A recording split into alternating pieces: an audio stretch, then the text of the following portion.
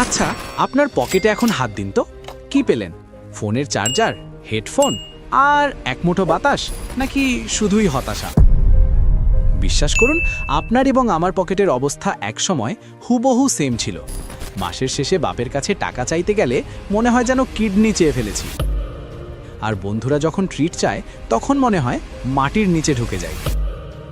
শুনুন, আপনি যদি ভাবেন ব্যবসা করতে গেলে বাপের বস্তা ভর্তি টাকা লাগে, তাহলে আপনি ভুল দুনিয়ায় আছেন।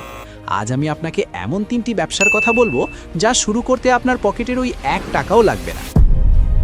লাগবে শুধু আপনার ঘাড়ের ওপরের ওই ছোট মগজটা আর একটু নির্লজ্জ হওয়ার ক্ষমতা। হ্যাঁ, ঠিকই শুনেছেন, লজ্জা ফেলে দিলে টাকা আসবে গ্যারেন্টি। এই ভিডিওটি শেষ পর্যন্ত দেখুন, কারণ 3 নম্বর আইডিয়াটি আপনার জীবন এবং মানি ব্যাগ দুটোই বদলে দিতে পারে। ভিডিওর মূল টপিকে যাওয়ার আগে একটা সত্যি কথা বলি, ইন্টারনেটে সার্চ দিলে হাজারটা ভিডিও পাবেন, রাতে ঘুমান, সকালে কোটিপতি হন। ভাই, ওসব ভুয়া, ওসব দেখে শুধু এমবি খরচ হবে, পকেট ভারী হবে না। আমি আজ যা বলবো তা হলো পিওর স্ট্রিট স্মার্ট বিজনেস। এখানে কোনো ম্যাজিক নেই, আছে শুধু লজিক। আপনার কি মনে হয় ব্যবসা মানে এসি অফিস আর দামি স্যুটটাই? একদম না। ব্যবসা মানে হলো অন্যের সমস্যার সমাধান করা এবং বিনিময়ে টাকা পকেটে ভরা। আর এই কাজটা করার জন্য আমাদের প্রথম যে আইডিয়াটা নিয়ে কথা বলবো সেটা হলো সার্ভিস আর্বিট্রেজ, বা সোজা বাংলায় দালালি, কিন্তু একটু মডার্ন স্টাইলে। ধরুন আপনার নাম বল্টু। বল্টুর পকেটে টাকা নেই, কিন্তু তার হাতে একটা স্মার্টফোন আছে।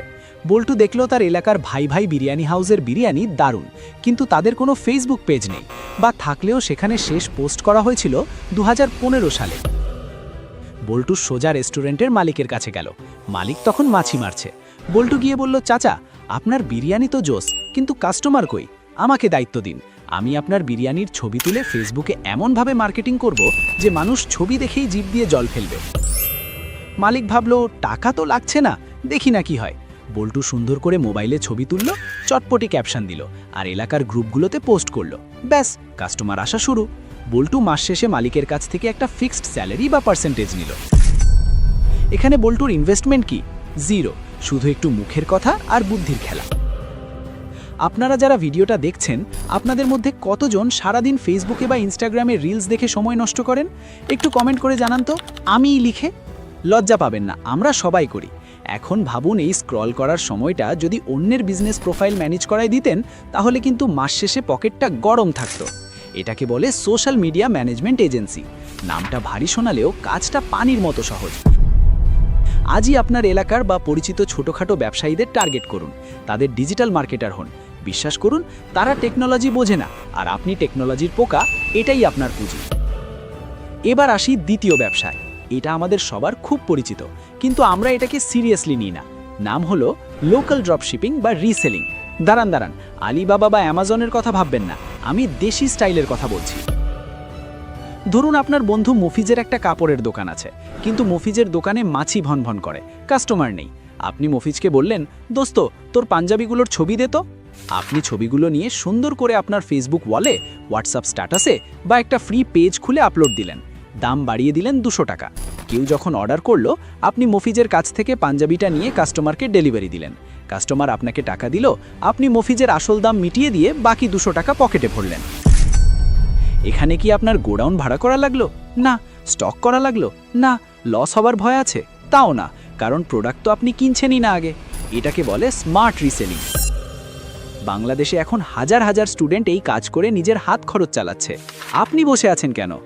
তবে হ্যাঁ, এখানে একটা সমস্যা আছে। মানুষ আপনাকে বিশ্বাস করবে কেন? এখানেই আসে আপনার পার্সোনাল ব্র্যান্ডিং।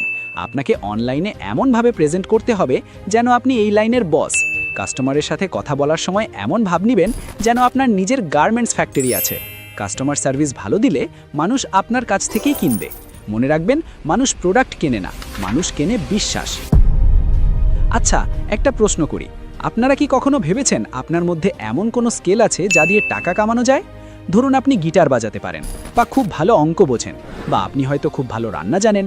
এমনকি আপনি যদি প্রেম করতে গিয়ে বারবার রিজেক্ট খেয়ে রিজেকশন হ্যান্ডেল করা এক্সপার্ট হন, সেটাও একটা স্কিল। আমাদের 3 নম্বর এবং সবচেয়ে লাভজনক ব্যবসাটি হলো ইনফরমেশন বিজনেস বা জ্ঞান বিক্রি করা। হাসবেন না, সিরিয়াসলি বলছি। পৃথিবীতে এখন মানুষ শিখতে চায়, কিন্তু তাদের হাতে সময় নেই কোচিং সেন্টারে যাওয়ার। ধরুন আপনি ভিডিও এডিটিং পারেন, আপনি কি করলেন? মোবাইল দিয়ে কিভাবে ভিডিও এডিট করা যায় তার ওপর একটা ছোট্ট কোর্স বা ইবুক বানিয়ে ফেললেন, বা জুমে লাইভ ক্লাস নেওয়া শুরু করলেন। আপনার পুঁজি কি? আপনার ইন্টারনেট আর আপনার মাথা। একবার কষ্ট করে কোর্সটা বানাবেন আর সারা জীবন সেটা বিক্রি করবেন। এটাকে বলে প্যাসিভ ইনকাম। আপনি ঘুমাচ্ছেন আর ওদিকে আপনার কোর্স বিক্রি হয়ে টাকা ঢুকছে বিকাশে। স্বপ্ন মনে হচ্ছে? এখন আপনি বলবেন, ভাই আমি তো কিছুই পারি না। এটা ডাহা মিথ্যে কথা। প্রত্যেকেই কিছু না কিছু পারে। হতে পারে আপনি খুব ভালো বাংলা লিখতে পারেন, আপনি কন্টেন্ট রাইটিং শুরু করুন। হতে পারে আপনি মানুষের কথা খুব মনোযোগ দিয়ে শুনতে পারেন, আপনি অনলাইন কাউন্সেলিং শুরু করুন। ফাইবার বা আপওয়ার্কের দিকে তাকিয়ে থাকার দরকার নেই। লোকাল ক্লায়েন্ট খুঁজুন। আপনার পাশের বাসার আন্টি যে অনলাইনে শাড়ি বিক্রি করতে চায় কিন্তু পারে না, তাকে শেখান। বিনিময় কনসালটেন্সি ফি নিন। দেখুন বন্ধুরা, ব্যবসা করতে টাকা লাগে না, লাগে সাহস বা কলিজা।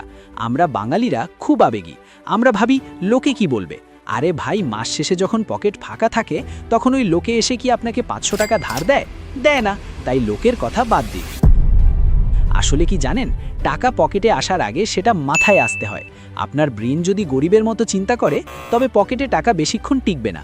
ধনীরা টাকার বাকারে এমন কিছু গোপন সাইকোলজি বা মনস্তত্ত্ব ব্যবহার করে যা আমরা জানি না।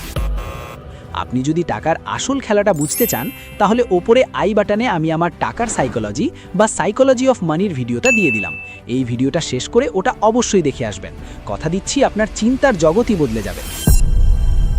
যাই হোক, এই যে 3টে ব্যবসার কথা বললাম, সার্ভিস এজেন্সি, লোকাল রিসেলিং আর নলেজ সেলিং, এগুলোর যে কোনো একটা শুরু করতে আজ, এখন, এই মুহূর্তে আপনার কি কি লাগবে?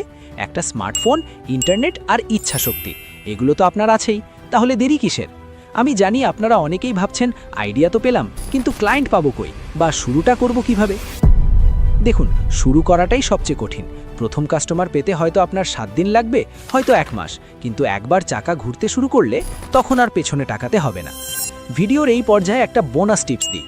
এই ব্যবসাগুলো করার সময় নিজের একটা ফ্যান বেস তৈরি করুন। সোশ্যাল মিডিয়াতে অ্যাক্টিভ থাকুন, নিজের কাজের স্যাম্পল দেখান। মানুষ যখন দেখবে আপনি রেগুলার কাজ করছেন তখন তারা নিজ থেকেই আপনার কাছে আসবে।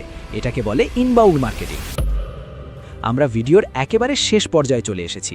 এতক্ষণ ধরে বকবক করলাম, তার সারমর্ম হলো টাকার অজুহাত দিয়ে বসে থাকবেন না। আপনার মেধা আর সময়কে পুঁজি করে আজই মাঠে নেমে পড়ুন। মনে রাখবেন, বিল গেটস বা মার্ক জাকারবার্গ কেউই টাকার বস্তা নিয়ে শুরু করেননি। শুরু করেছিলেন একটা আইডিয়া আর প্রচুর পরিশ্রম দিয়ে। আপনার জীবনটা একটা সিনেমার মতো, আর আপনি সেই সিনেমার হিরো।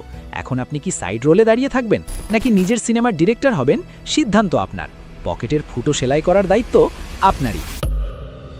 বন্ধুরা, এই 3টে আইডিয়ার মধ্যে কোনটি আপনার কাছে সবচেয়ে সহজ আর ইন্টারেস্টিং মনে হয়েছে? সার্ভিস দালালি, রিসেলিং নাকি মাস্টারি?